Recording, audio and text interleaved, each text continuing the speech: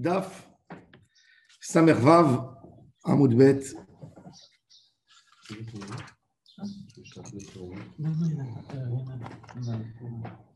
Rabbi Eliezer Agadol n'a jamais dit une halakha qui n'a pas entendu de son Rav. On a voulu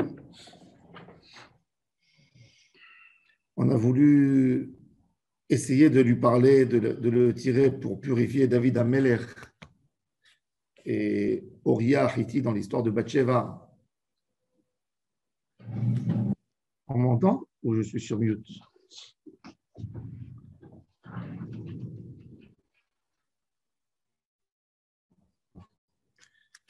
Donc, ils lui ont dit, Maou, alors ils ont posé une question, Maou le-a-t-il roé kivsa minahari, au milieu de la page. Amar lahem, Tosfot il a dit, il a expliqué que c'était pour purifier David Amelech ou Oria Hiti. Amar lahem, lo she'altuni ela ala kivsa.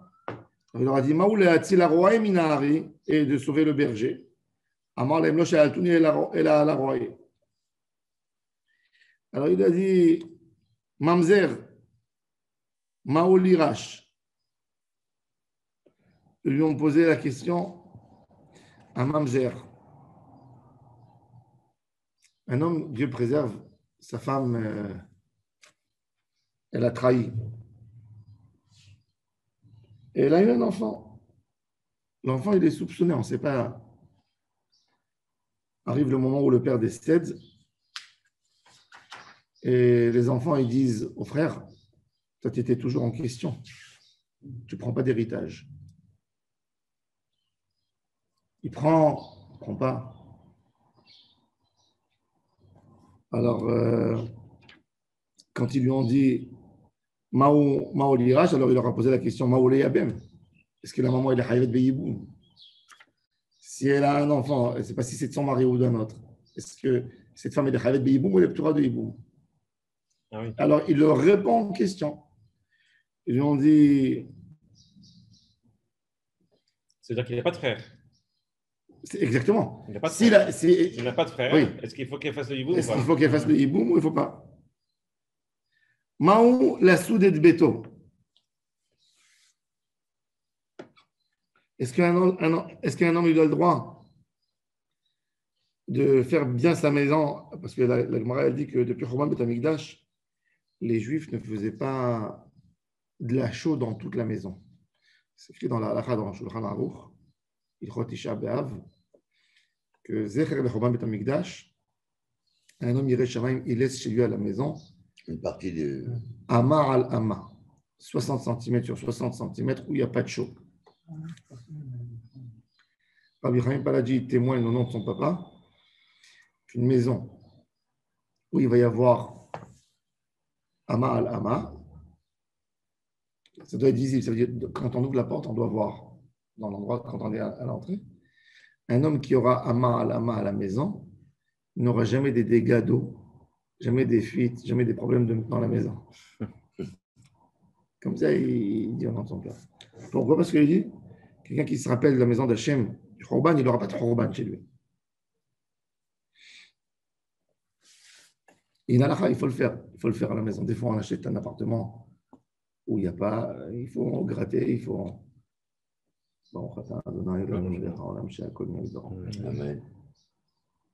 Alors, ils lui ont posé la question Maou la soudé de béto. Alors, il leur a répondu Maou la soudé de kivro. Vous me posez sur la maison ou sur la tombe? Est-ce qu'on a le droit de mettre de la chose sur la tombe? Alors, les Farshim, ils disent hein? Non, il essaie de le. Il ne veut pas répondre parce qu'il n'a pas entendu de son rave là. Alors, mais il y a des qui disent que c'est la réponse. Ça veut dire. C'est une réponse. C'est une réponse. Pourquoi c'est une réponse? Tout ce que tu fais pour garder, pour préserver. À l'époque, c'était pas les tombes n'étaient pas avec des pierres de marbre. Ils mettaient de la poterie. Et pour garder la tombe, pour l'entretenir, ils mettaient de la chaux dessus. Il dit, même au Maroc, c'est de la chaux sur les tombes, les anciennes tombes. Il dit pourquoi mettre de la chaux pour les Kohanim? qui reconnaissent, qui remarquent, blanc. Voilà. Parce qu'il y a le trauma. Donc la question, c'est si aujourd'hui, il n'y a pas de trauma, est-ce qu'on va quand même mettre la chaux pour permettre au Kohanim de reconnaître? Il n'y a pas de trauma, donc il n'y a pas de problème. Mais ça c'est le marché, il explique autrement. Le marché, il dit que de la même manière que de décorer une tombe, ça ne donne pas de la simra. Tout ce qui est de la chaux dans la maison, la chaux, c'est pas... La chose, c'est avoir un mur blanc. Ce n'est pas de simra. C'est de garder une sorte de mur. C'est ordinaire. C'est ordinaire. C'est le minimum. Tout ce qui est déco ordinaire, parce que le Rambam, dans Ilchot Zecher Lachoban, il dit les maisons juives, il n'y a jamais des décos extraordinaires. Il n'y a pas. Il ne faut pas avoir trop de déco à la maison. Alors il dit, comme une tombe. Ouais. Il a répondu quelque chose. Et il pouvait répondre, mais il ne voulait pas répondre. Parce qu'il avait un guéder que quand il enseignait la Torah, il enseignait tout ce que vous voulez. Mais quand on lui posait des questions dans la halakha, il ne disait pas Mashelo Shamar Mipirabo. Le Mishneh Nemel Rosé, Rabbi Yehuda Rosanes, qui était un des monstres de la Torah, il y a 300 ans, le Hida, il témoigne, il dit qu'il connaissait toute la Torah à la lettre, par cœur. Mais quand quelqu'un il venait lui poser une question, il ne voulait pas qu'il pense qu'il a répondu de lui-même. Donc, il ouvrait, il disait, mon fils, viens voir. Il ouvrait le Shulchan Aruch qui correspondait, il dit, voilà, il dit comme ça. Pour ne pas dire de lui-même. Une fois, il y a une femme, Sha'ala Isha Chachama et Rabbi Eliezer, mais achar shema'aseh ha'egel shavin, mipnei en mitatan shava. Elle lui a posé la question, puisque la faute du veau d'or de se prosterner à la Avodah Zara, c'était une seule faute. Pourquoi il y a des gens que mon cher Rabbeinu a dit de les tuer à l'épée, d'autres qui sont morts dans la Magéfa, et d'autres que mon cher Rabbeinu a pris le veau d'or, il a moulu, et il leur a donné à boire avec de l'eau comme la sota. Et leur ventre gonflé, et ils avaient tous les symptômes de la sota. Alors, il lui a posé la question, pourquoi, si la Avera c'est la même, pourquoi la punition n'est pas la même? Isha Chachama, une femme intelligente. Il lui répond, Amar la, En Chochma la Isha, et la va Peler. Qu'est-ce que. Il va tricoter. Arrête d'embêter avec ces questions.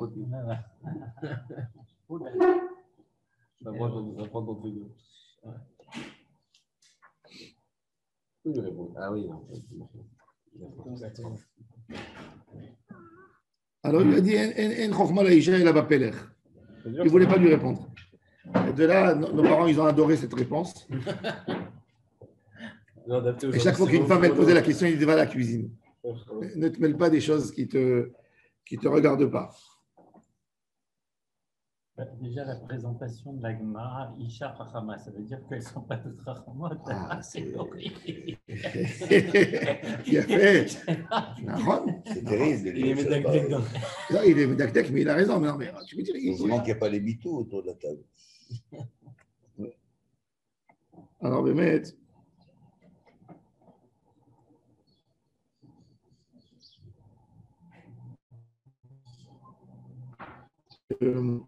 Le Maharsha, il répond.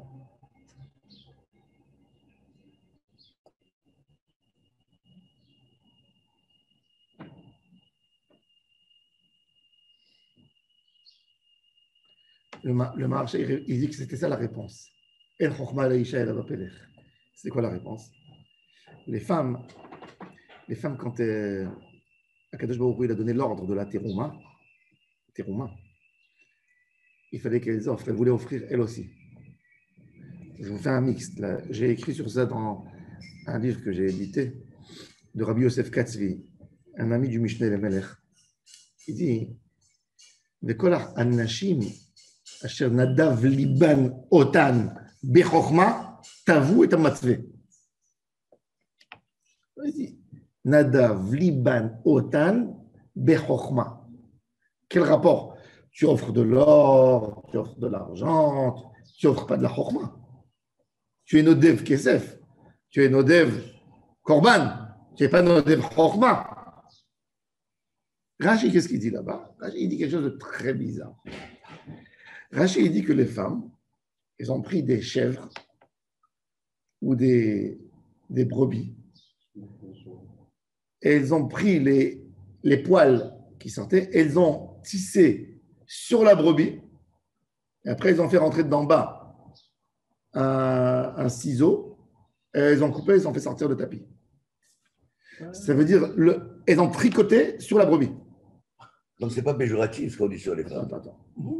Calme-toi, calme-toi. Alors Au maintenant, contraire, oh là là, maintenant pourquoi les ils sont femmes, plus forts que nous. pourquoi les femmes, elles ont fait ça? Et c'est là que j'ai expliqué c'est quoi le Bechorma. Nadav Liban Otam Bechorma. On a une règle. Mashkanta Isha, Kana Baala. Mashkanta Isha, Kana Baala. Les femmes, maintenant, elles voulaient offrir d'elles-mêmes quelque chose pour Hachem. Elles ne peuvent pas offrir. Tout ce qu'elles possèdent, ça appartient à leur mari. Mais elles voulaient faire un don, elles, dans le Mishkan. Qu'est-ce qu'elles ont fait? Elles ont fait que de la chorma. Elles ont fait quelque chose de spécial pour Hachem. Maintenant, pour l'instant, c'est un Marasé Yadéa qui est détaché de l'objet. Il n'y a que du Marasé Yadéa. Il n'y a pas un bénéfice. Et après, elle enlève et elle donne ça pour Hachem. Le marché, il dit que de là, il y a une preuve. Toi, quand tu vois maintenant après, tu vois le tapis, la toile. Qu'est-ce que tu dis? Tu vois une toile?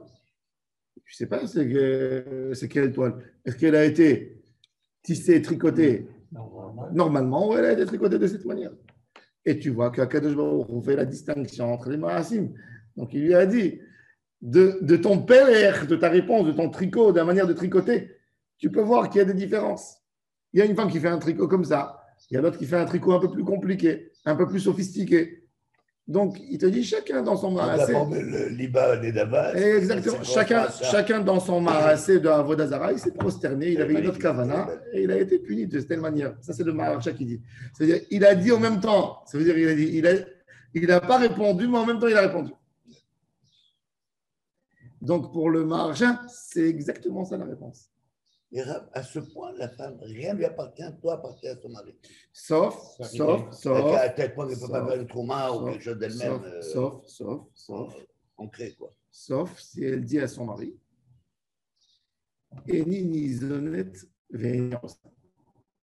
une femme, elle touche une paye par mois, elle a un bon job, elle touche 30 000 shekels par mois. Son mari, il touche 10 000.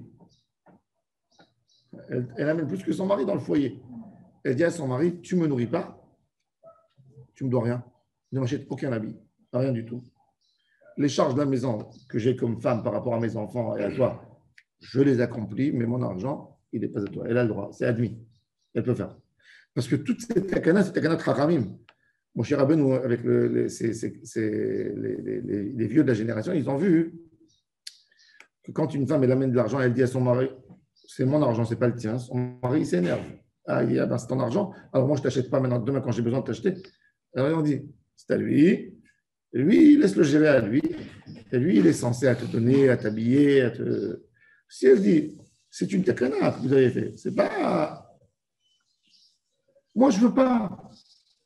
Kola Omer, IFSHI, betakana Chachamim, je dis non. C'est pour ça que je n'amène pas de l'argent, j'amène leurs bijoux. Sauf si elle a hérité. Quand elle a hérité. Ouais, elle a hérité. Non, mais même ça reste à elle et il a le droit de manger l'usufruit. Et ça, c'est normal. Tout ce qu'elle a amené avec elle. On avait un voisin dans notre immeuble. Sa femme était responsable dans un truc de high-tech. Et le mari, quand ils sont mariés, c'était des Ashkénazes. Le mari, il a tué ses parents pour un appartement, pour qu'il donne un appartement pour le couple. C'est comme ça, chez certains, dans le secteur Haredi. Il a dit, moi, je veux un 4 pièces. Les parents, ils ont saigné. Mais le Rosh Yeshiva, il a dit, celui-là, ça sera le Gdolador, le machin, il faut lui permettre des conditions pour étudier. Comme ça, il raconte chaque fois. Bref, ils se sont mariés. Première année, il étudiait bien. Après, quand il a envoyé, qu'est-ce qu'il faisait? Elle se levait à 6 h du matin, la pauvre, pour aller à Tel Aviv. Lui, elle s'est rendu compte qu'il se lève qu'à 10 h du matin tous les jours. Il va au collège. On lui dit au collège, il touche 2000 shekels par mois au collège. On va t'enlever 30 shekels parce que tu es arrivé en retard. Sa femme, elle amène 20 000 à la maison. Et comme ça, il rentre le dernier au collège, il sort le premier.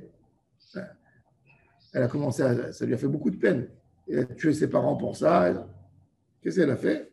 Elle lui parlait, il ne voulait pas changer. Elle l'a amené au Beddin où j'habitais. Elle a dit devant le Beddin depuis aujourd'hui, Eni Nizonet, mais Eni Rosa. Je n'ai pas envie de donner à mon mari rien du tout. Il a dit, écoute-moi, même les yaourts qui sont au frigidaire, je les ai achetés pour les enfants, tu n'as pas le droit de manger si tu ne te lèves pas. Ou tu vas travailler maintenant, ou tu prends tes charges correctement comme un homme honorable, et tu ne te lèves pas à 10 heures du matin. Ça a fait là-bas, il a dit, je vais divorcer. Il a dit, divorce si tu veux. De toute façon, tu ne m'amènes pas ni honneur, ni respect, ni. C'est quoi ça? Une femme, elle sort à 6 heures du matin et son mari, il se lève à 10 heures. Vous êtes comme ça, il lui a fait. Elle a fait ça. Elle a dit, j'ai le droit. Moi, je me lève, je me tue. Ouais. Eni Nizonet, alors ils ont fait de cette manière. Alors, ils peuvent faire Eni Nizonet Veni en ça. Mais bon. Et Renou Omer, il lui a dit, Rabbi Eliezer, pour renforcer sa réponse, il a dit, Renou Omer, Vecheol Isha Chachmat Lev, Veyade Atavu. Et on sait que dans les tapis, dans le crochet, il y a toujours des différents prix. Quand tu achètes une toile, elle a été tricotée de cette manière. Donc tu vois que chacun, le même marassé, mais il a une autre kavana, il s'est prosterné un peu plus. Itmar. Pour le marachat, ce serait la même réponse. En fait. Ah? Pour le marachat, ce serait la même réponse. Non, c'est la réponse, oui, c'est la preuve, c'est vrai. Rav et Lévi, ils ont répondu autrement sur cette question de cette femme Chachama. Itmar, Rav et Lévi. On ne sait pas qu'est-ce que chacun a dit, mais on sait que les deux ont abordé ce sujet. Hadamar Zibeach Vekiter, celui qui a amené un korban ou des encens pour le veau d'or, on lui a coupé la tête avec l'épée. Gipef Venishek, celui qui a caressé et qui a embrassé le veau d'or. Bemita, il est mort par le non, pas par la peste. Il est mort. La Magefa, oui, dans la Magefa, dans la plaie. Oui, dans la plaie. Pourquoi vous avez dit peste? Je ne sais pas. Ah. C'est la paracha de la celui qui était content, dans la pensée, il a eu la mort comme la sota. Badrokan. Mais Hadamar, il y a un autre qui a dit non. Eidim ve'atra Bessayef. Celui qui a eu des témoins, parce qu'il y a eu des Lévi'im qui sont venus crier.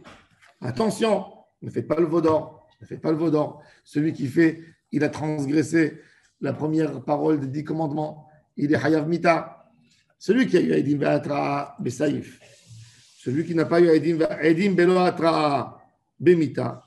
Des témoins sans l'avertir, Bemita. Lo Eidim ve'lo atra Be'adrokan, il est mort comme en buvant. Amar Rav Yehuda, Shivto shel Levi, lo avad avodat kochavim. Les seuls qui n'ont pas servi la avodat zara dans le Vodor, c'est les Lévi'im. Chez Nehemar, Vaya'amod Moshe b'sha'ar ha'machane, Vayomar mil Hashem elai. Moshe, il a dit mil Hashem, et il y a eu 3000 Lévi'im qui se sont approchés de lui. Donc tout le reste, ils ont fait la Vodor. Ouais. Il y a 600 000 personnes qui ont fauté. Il y en a 3 000 qui sont morts, 3 000 de Shevet Lévi. Qui ont accompagné Moshe. Mais c'est intéressant pourquoi il dit que tout le Shevet Lévi, puisqu'on n'a que 3 000. Qui sont au milieu. Ah, mais s'il y en a 6 000 qui ont 3 000 qui ont fauté, 3 000 qui ont été avec Moshe, Oui. ça fait, et il y a 600 000 personnes, il reste 93 000 qui sont au milieu. Non, les 3 000 qui sont morts, c'était les 3 000 les plus actifs. Les 3 000 les plus actifs. C'est ça mère. Ils étaient contents. Oui, non, c'est pas que ça. Et puis même les autres étaient là-dedans. Eux, ils en fait de manière passive. Il y a eu beaucoup de shogegim. Un père, il rentre à la maison, un père de foyer. Il dit à ses enfants, j'ai embrassé le veau d'or. Qu'est-ce qu'un enfant de 14 ans, il va dire à son père? Tu as raison, papa. Les enfants ne meurent pas, eux. Non, Le père, il a oui. moins de 20 ans, ouais. Une femme, qu'est-ce qu'elle va dire? Tu ne vas pas la tuer si son mari l'a fauté. Mais elle a suivi son mari parce que, bon, qu'est-ce que tu veux qu'elle fasse?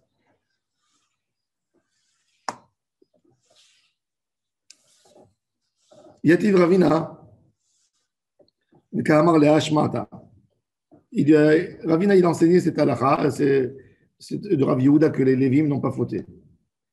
Alors, il y avait les enfants de Rav Papa qui étaient là-bas à côté de lui. Il dit, c'est pas vrai. Les Lévim, eux-mêmes, ils ont fauté. D'où on sait? Parce que Moshe Rabbeinu, quand il a fait la bracha aux Lévim, il a dit, Ha-Omer, les Aviv ou l'Imo, l'Oreitiv, Ve'etehav, l'Oikir, Ve'et-Banav, l'Oyada. Ils ont tué leur père, leur frère, et il leur dit, Moshe, tuez vos frères, tuez vos pères. C'est-à-dire que dans les Lévim eux-mêmes, il y a eu des fauteurs. Il n'y a eu que 3000 qui sont venus. C'est-à-dire, bon, tu peux dire, ce n'est pas une preuve. Pourquoi il a posé, les enfants de Rav Papa, ils ont posé la question de ce texte.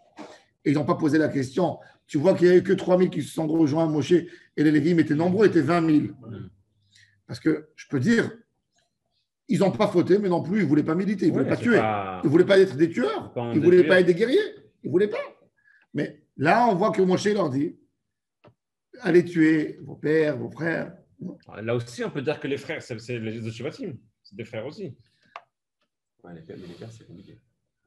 Alors la Gemara répond, arrive mi-Imo, mi-Israël. Ils ont tué leur frère, leur demi-frère. La maman, oui, qui s'est mariée avec elle s'est mariée avant avec un Israël, et puis après, elle s'est mariée avec un Lévi. Alors ils ont tué les frères. Aviv, moi. Et Banav, c'est quoi Banav? D'abord Aviv. Hein? Aviv aussi. Et Ahiv, d'accord. C'est Aviv. Alors, la Gemara dit Aviv, Amar l'Aviv, Imo l'Orit. Aviv, Avi, Imo, mi-Israël, son grand-père de Israël. Arrive, Imo, mi-Israël. Banav, Bnebito, mi-Israël. Ses petits-enfants Israël. Eh bien, tout ça pour ne pas charger les Lévins. Oh là là. Parce que tu vois qu'ils ont eu. Tu vois bien que on dit que tout le service de Avodat Hashem appartenait aux Lévi'im, aux Bechorot, après, et après il est passé aux Lévi'im. Pourquoi s'ils ont fauté, eux aussi? Tu es obligé de dire qu'ils n'ont pas fauté. Parce que tous les Lévi'im ont été. Ça, c'était en Égypte. Oui, mais tous les Lévi'im étaient couronnés. Non, à la faute du Vaudor, les Bechorot, ils ont perdu leur mérite. Ah, c'est la faute du Vaudor? Oui, à la faute du Vaudor. Oh, okay. C'était en Égypte, parce qu'en Égypte, les Lévi'im, ils n'étaient pas soumis à la Vaudor, donc ils étudiaient. Non. Les Bechorot après. Quand Kadosh Baruch Hu, il a dit Kadesh likol Bechor petel kol rechem bivni Israël ba Adam ou va behema lihu. Donc c'est le Bechor qui appartient à Hachem, lihu. Et il n'y a pas là-bas encore la notion de donner au Lévi. Il n'y a pas. Même le rachat, il n'y a pas. Ça veut dire il fallait offrir, quand tu vois l'ordre de Kadesh likol Bechor, il faut donner à qui? Il n'y a pas de Kohen encore là-bas. Il y a à donner à Hachem. Il y a le Bechor Adam qui va gérer le Bechor Behema de tout Israël. Le Bechorot. Kadesh Likol Bechor. Il y a une Kedusha.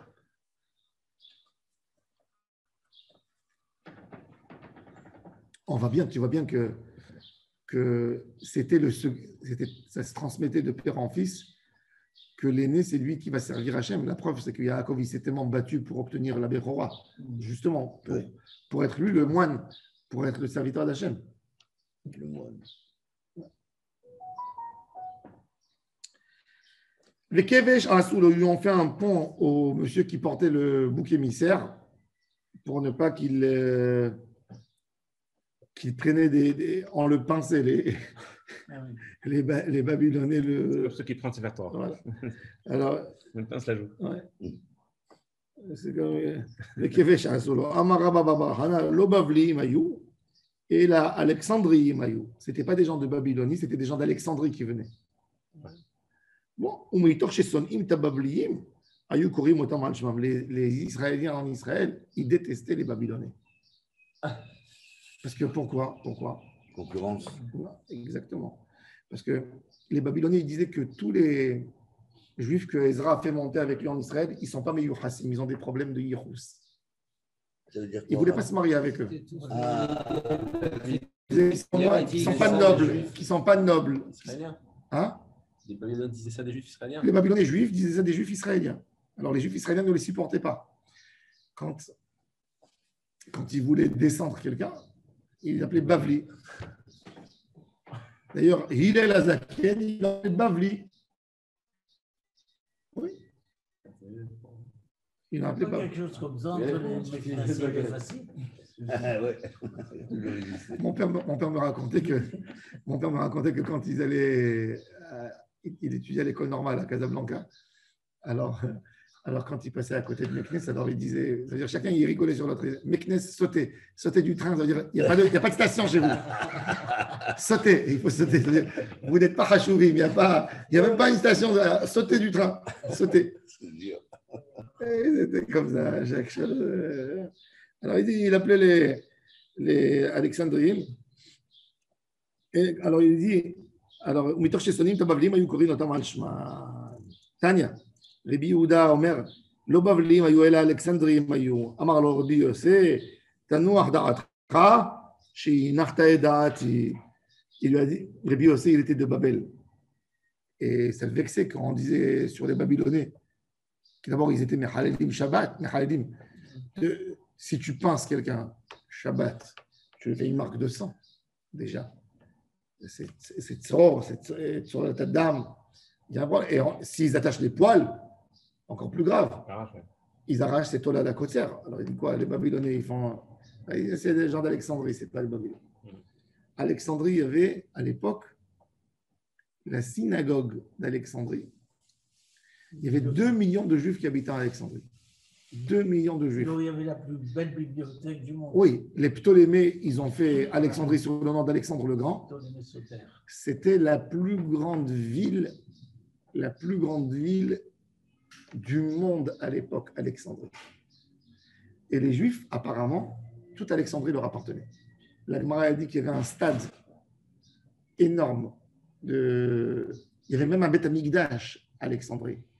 Chonio, c'était un des princes Maccabi qui voulait prendre le pouvoir.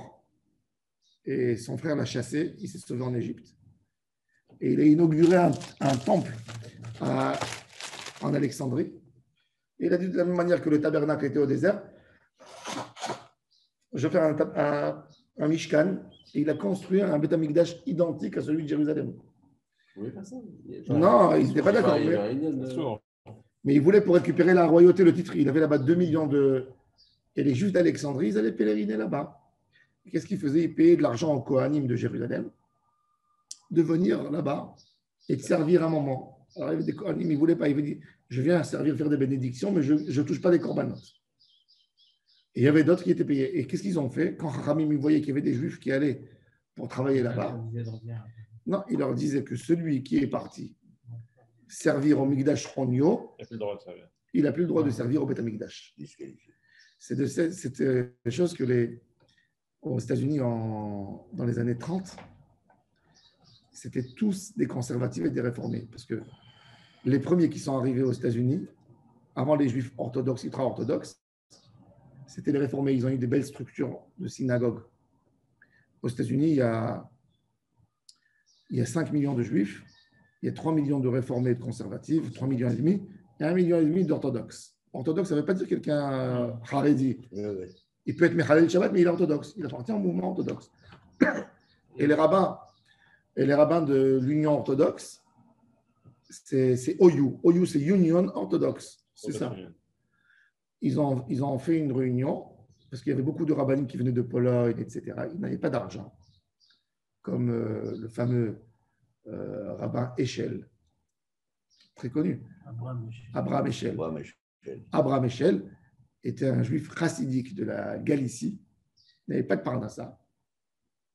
Et quand il est arrivé aux États-Unis, il parlait très bien. Les conservatifs lui ont proposé un poste. Il est parti chez eux. Le cousin du Chazon Ish, Shaoli Berman, il a fait un travail sur la Tosefta. C'est le meilleur livre. Il a repris la Tosefta de Rabbi Chia et de Rabbi Oshayes. Il a consacré 50 ans de sa vie. Il a réédité d'après 40 manuscrits. Il a fait un travail, mais ce livre ne rentre pas chez les religieux au Beth Midrash. Il n'y a pas. Tosefta Lieberman, dehors. Pourquoi? Parce que qui c'est qui lui a édité la Beth Midrash Scherter? Scherter aux États-Unis, c'est les conservatifs. Rien du tout. Jusqu'aujourd'hui, aux États-Unis, nous, on avait, quand j'étais au rabbinat en Israël, on a des noms des rabbins qu'on n'accepte pas leur. S'ils écrivent. Si j'ai une ketouba, par exemple, il y a un couple qui veut monter en Israël. Toujours la sornote, elle nous envoyait. Misad Apnim, elle nous envoie la ketouba. Est-ce que vous reconnaissez ce mariage? Alors moi, j'avais un signe très simple. Je ne connais pas tout. Aux États-Unis, il y a 5 millions. Comment je. Les réformés d'abord, ils sont mes alzadim kvot shamaim. Il y a toujours le nom d'Akadosh Baruch Hu Yud qui est vavké sur la ketouba. Ouais. Ils veulent faire, tu vois, ils veulent faire. Ils écrivent. Dès que tu vois une ketouba avec Yud qui est vavké dessus, 100%. Ou conservative, un rabbin religieux, jamais il va mettre Yud qui est vavké sur un papier qui est gardé, on ne sait pas où. Il va arriver. Jamais, mais On ne met jamais dans les ketubot. Enfin, je ne sais pas, mais on ne voit pas. Ou aussi, comment tu remarques une ketouba de réformé ou d'autres, c'est que tu vois les signatures. Bon, ça c'était même au consistoire. Et il n'y a pas de signature de Edim en hébreu. Normalement, les Edim ils signent en hébreu. Ouais. Après, ils font une signature, ils gribouillent à côté. C'est la halakha. Et tu vois, il n'y a pas ça. Ou tu vois une ketouba, une page en hébreu et l'autre en anglais. Où tu vois la ketouba ponctuée, le texte. On s'est fait, tu vois, des... Quand je voyais ça, je n'écrivais pas reconnu, j'envoyais directement. Mais des fois, alors il y a des listes de rabbins. Et il y avait beaucoup de rabbins que quand il y a des jeunes, ils sortent aux États-Unis, ils font le séminaire rabbinique, il obtient son papier, son diplôme de rabbin. Ils cherchent du boulot. S'ils ne trouvent pas vite, ils vont chez les réformés. Ils travaillent 3, 4, 5, 10 ans. Alors pour les bloquer, pour qu'ils ne vont pas, ils les bloquent après, ils ne les acceptent pas. Par exemple, il y a le plus grand organisme de synagogue orthodoxe aux États-Unis qui s'appelle Young Israel. Israël Hatzaïr. C'est le Young Israel aux États-Unis. Ils ont 1000 synagogues à peu près. Ça appartient à cette organisation. C'est orthodoxe. Quelqu'un qui a servi dans un temple réformé ou conservatif ne peut pas y aller. Alors, on a des listes qu'on récupère d'Internet de tous les rabbins conservatifs et réformés. Ils les ont tous écrits. Et ils sont déjà écrits depuis longtemps, d'après des listes qu'ils ont. Et celui-là, dès que je vois une ketouba bizarre, je vois le nom du rabbin, je tape son nom sur l'ordinateur, il me dit celui-là, il était conservatif à un moment. Je dis non, beaucoup de fois je recevais des téléphones. Je suis plus conservatif, j'étais là-bas il y a 40 ans. Monsieur, c'est comme ça. On a eu des procès. C'est compliqué. Même la tchouva, la personne. Parce que quelqu'un peut faire tchouva, il peut changer. Il y a tchouva, mais tu ne touches plus les mariages, tu ne touches plus rien. C'est tout. Fais tchouva, bénévole. C'est difficile. On va voir. C'est difficile. Et quand le gars, il a fait dans sa vie il a pris des témoins pas sourds, il a fait des ketubot dorénavant. Et quand tu vas dans une choupa de réformé ou de conservatif, tu n'as pas dans le Kahal un qui est Shomer Shabbat, vraiment. Si le gars, il n'est pas Mahamin dans les 13 bases de la Torah, que la Torah ne change pas, être réformé, c'est d'assister dans un mouvement qui dit il y a lieu à faire de la réforme dans la Torah. Donc, zéro, Nigmar. Maintenant, tu veux me dire que tu as fait tchouva, à toi de prouver, pas à moi. Toi, tu as été dans un endroit, tu étais chef d'un endroit où on dit qu'il y a place à la réforme. Qu'est-ce que tu veux de moi? Rav Feinstein, il a dit, leur mariage, ce n'est pas des mariages, leur guette, ce n'est pas des guettes. Il disait, Rav Feinstein, très clair, une femme qui s'est mariée chez les réformés, elle n'a même pas besoin de guette, elle peut se marier avec qui elle veut. Il a tranché. Le Rav Uziel, il a dit, peut-être, ils font un guette misafek. Il a dit, Rav Feinstein, Beshum Pani va offrir. Pas de guette. Divorce civil, elle se marie. Ils sont en Kirim toute la Torah. Bon. Alors, on a fini notre Mishnah. Donc, il a dit c'est Enachta Edarati. Tol Vatse Tana. Ma Shahet Sefiraden Mechovedara Sagiin. Qu'est-ce qu'il lui disait les gars d'Alexandrie, ce pauvre monsieur? Il le pensait, il disait va-t'en vite, vite, ne laisse pas le malheur ici, ne laisse pas le malheur ici. Pour eux, ça leur portait malheur. Il pensait qui? Il pensait le. Hein? Il pensait le mot. Les deux. Lui aussi. Bon, maintenant, la Gemara nous raconte. Toute cette Mishnah, elle nous raconte qu'est-ce qui se passe avec le monsieur qui prend le bouc émissaire de la porte du Beth Amikdash jusqu'à l'endroit où Pétard. il a un travail de 4-5 heures, celui-là, ce monsieur. Il va le prendre du monde du temple jusqu'au mont Azazel qui se trouve après Ma'aleh Adumim, Ma'aleh Akrabim, à peu près là-bas. Il a marché quelques 10 kilomètres. Alors regardez. Miyakirei Yerushalayim ayum melavim oto ad Sukkah Rishona. Les hommes importants de la ville de Jérusalem, ils sortent avec lui. On lui montait 10 cabanes, 10 cabanes depuis le mont du temple jusqu'à la destination finale. Il avait 10 cabanes et il y avait des rabbanim et des chachamim de Jérusalem qui l'accompagnaient le premier kilomètre à la sortie de Jérusalem jusque là-bas. Quand il était là-bas, Ayum elavim oto ad Sukkah Rishona, 10 sukkot mirushalayim, ve'ad tzuk 90 ris. Ris, c'est une mesure. Ve'shiv'a u'merza lechol mil. Ça veut dire 7,5 ris, ça correspond à 1 mille. 1000, c'est alpaim ama, 1 mille. Tu peux dire 1000, c'est le chiffre 1000. Ouais. 1000 mètres. 1000 mètres. 1000 mètres. Donc la ama, selon Rabbi Chaim Naé, c'est faites multiplier 2000 par 48 cm. 962. Ça fait 962. Et d'après Chazon Ish, que c'est 60 cm, ça nous fait 1 km 200. C'est beaucoup. C'est-à-dire, si on a fait partager 90 à 7,5, ça fait combien? 90 à 7,5. 14. Parce que chaque on a 90 ris. Et chaque 7,5 ris, ça correspond à 1 000. 12. 12. Donc on a 12. Plus 13, 14. 75 et 15. On a divisé. Ça fait un peu plus, ça fait 12 piles. 12 piles. Alors on a 12, multiplie 12 par 1200. Ça c'est 1440. Ça c'est Chazon-Ish. Attends. 440. Combien c'est? 1200. Ouais. 14 400. 14 400. Ça fait 14 km et demi. Ça c'est d'après le Chazon-Ish. D'après Rabbi Chaim Naé, multiplie 12 fois 962. 11,5. En 5. Bon, c'est 3 km en plus. Et donc 11 km et demi, ça fait combien de temps c'est de marche pour marcher 11 km? C'est un bon test ça.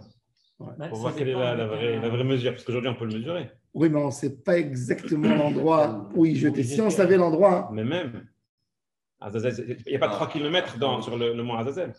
Il faudra quelle vitesse il 3 km, Non, on ne connaît pas l'endroit exactement. Ah. Je ne sais pas si on connaît l'endroit. Pas du sommet. Alors, et tu ne sais pas en plus comment il montait. Quel chemin? Ouais. Quel chemin? Peut-être les routes avec le temps, ça c'est. Alors il dit Al-Kol Souka ve Souka, quand il arrivait, et il y avait des gens, dans chaque Souka, des gens qui l'attendaient pour le soutenir. Hein? Ils devaient manger à boire. Oui. Ils lui disent est-ce que tu veux? Il marche, il fait chaud, il marche dans le désert. Il y en a qui les pensaient, il y en a d'autres qui leur donnaient à boire. Ouais. Et ils lui disent alors ils lui disent Al-Kol Souka ve Souka, omrim lo hare mazon v'hare maim. Voilà, tu veux manger, tu peux manger. Et donc, du moment déjà où il sait qu'il a, il n'a pas besoin de manger. Quand un homme il sait qu'il n'a pas, ça devient plus fort l'envie. ומלווים אותו מסוכה לסוכה, חוץ מהאחרון שבהם, שאינו מגיע עמו לצוק, אלא עומד מרחוק ורואה את מעשיו. Le dernier, il observait. Qu'est-ce qu'il faisait? Cholek lachon chez Zéorit. Il y avait lachon chez Zéorit. Vous vous souvenez, il y avait une languette en pourpre qui était sur la corne de ce bouc. Mais lui, il pouvait marcher jusque là-bas, mais les autres, il n'y avait pas un problème de trône. Hein? Il n'y avait pas un problème de Tu trône. vas dire qu'il y a un problème, mais il a le droit, c'est la avoda. Non, lui, oui, mais les mecs, Ils restaient, chacun dans sa souka. C'est pas le trou. Eux, ils restaient depuis la veille de Kippour là-bas, chacun dans sa. Oui, mais si j'ai bien compris, eux. Il a dit cabanes. Il devait accompagner chaque fois qu'il passait. Chacun, il accompagne, il a le droit de l'accompagner jusqu'à son tronc, mais après, il retourne. Chacun, il a un tronc. Ah oui, il a son tronc depuis là où il est. D'accord. Donc, il accompagne, il attache une partie du fil dans le rocher où il va lâcher. Le deuxième, il est attaché entre les deux cornes du saïr. D'accord? Et il prend le bouc, il lui lève les deux pattes de devant et il le renverse. Il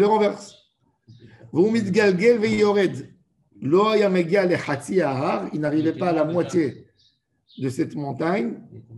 Evarim. En morceaux. Il retourne et il revient dans la dernière souka où il y avait le dernier monsieur qui l'attendait. Ah, il ne revenait pas, Non, jusqu'au moment où il y a le. Là, il reste là-bas parce que il n'a plus le droit d'être Mechalel Yom Kippour. Donc il a le droit de revenir jusqu'en arrière uniquement. Normalement, il n'aurait pas eu le droit même ça parce que comme il ne s'est pas fixé, lui, il est sorti de Jérusalem. On lui autorise pour ne pas qu'il reste dans cet endroit. Et donc, il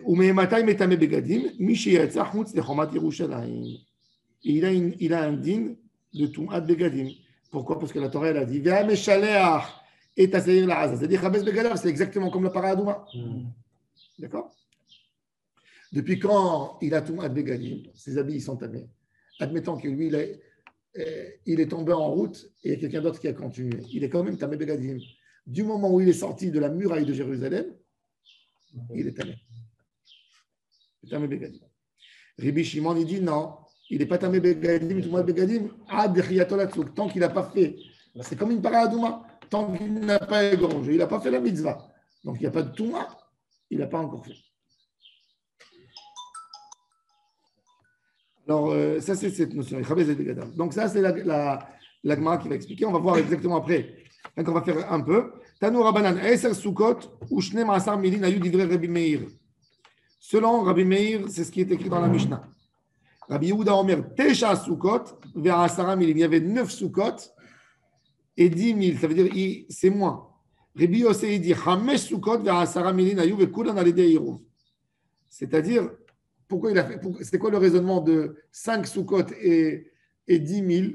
C'est 5 Sukkot et chacun qui est dans la Soukha. Non, chacun qui est dans la Soukha, il va poser un Hirouv. Oui. On a le droit de poser un Hirouv à 1000 mètres. Ouais. Alors donc, j'ai le droit après d'avoir encore 1000. Donc, il lui permet. Donc, tu n'as pas besoin de faire 10 Sukkot. Il suffit de faire 5. Il a dit, Amar Rabbi Yossi, Sarli el Hazar Beni, Rabbi Yossi, il témoigne que son fils lui a dit, Imalide Hirouv, Yicholani, la Asot, Afilou, Shte Sukkot, vers Asara Milim. Il dit, si c'est avec le Hirouv, je fais 2 Sukkot sur Asara Milim. Pourquoi? Parce qu'il dit 2000 de Jérusalem, à la sortie de Jérusalem, quand tu sors de la muraille, de la dernière. Donc, tu as 1000 mètres, il y a là-bas un Hirouv. Tu as encore 1000 mètres, il y a un Hirouv. Attends. Donc, ça nous fait déjà 2000. Ensuite, il y a là-bas une Souka. La Souka, elle est là. J'ai encore 1000 là-bas. Maintenant, je rentre dans l'autre Souka que lui aussi, il a fait un Hirouv. Donc, ça nous fait 3000 entre la Souka. D'accord? Et de là-bas, après. 2 Sukkot, c'est impossible. Comment il explique ça? Là, lui dit Abba Milim. Voilà.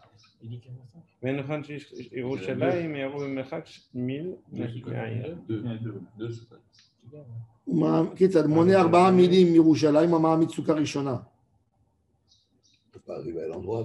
Ah, parce qu'un homme de Jérusalem, il a le droit. Il a des grands pas. Non, un homme de non, très simple. De Jérusalem, il a en fait 4000 qu'il a le droit. Pourquoi?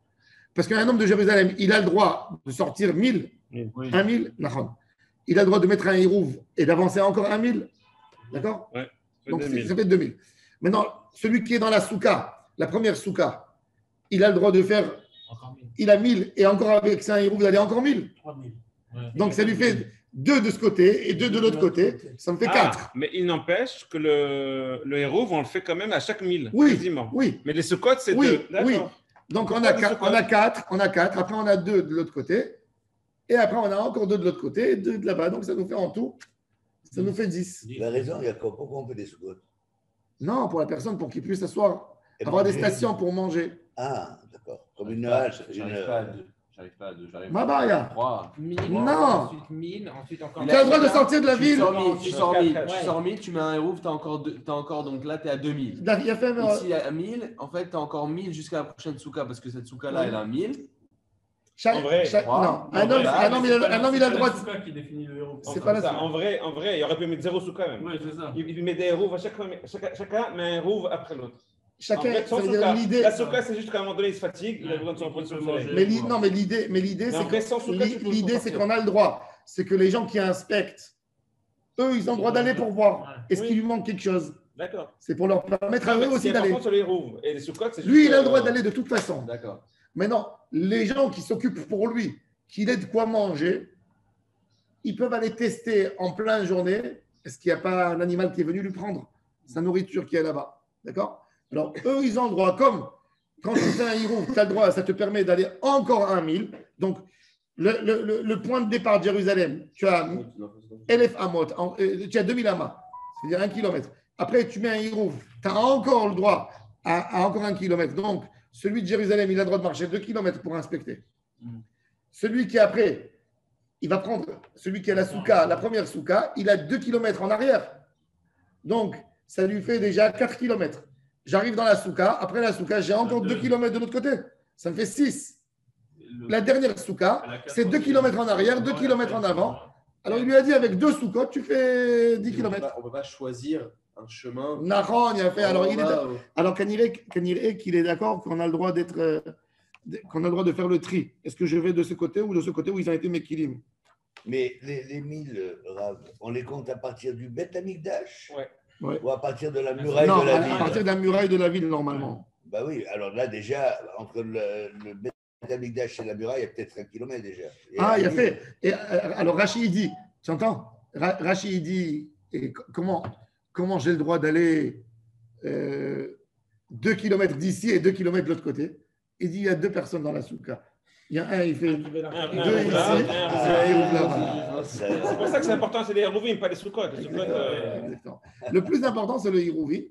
Donc voilà, donc il te dit qu'on peut en réalité, ça veut dire, la Mishnah, elle a dit pour faciliter, elle a dit 10 soukot. Mais il te dit, en réalité, tu peux arriver à une situation où il y a 2 soukot et dessus tu colles 10 km. Baruch Adonai, Amen. Amen.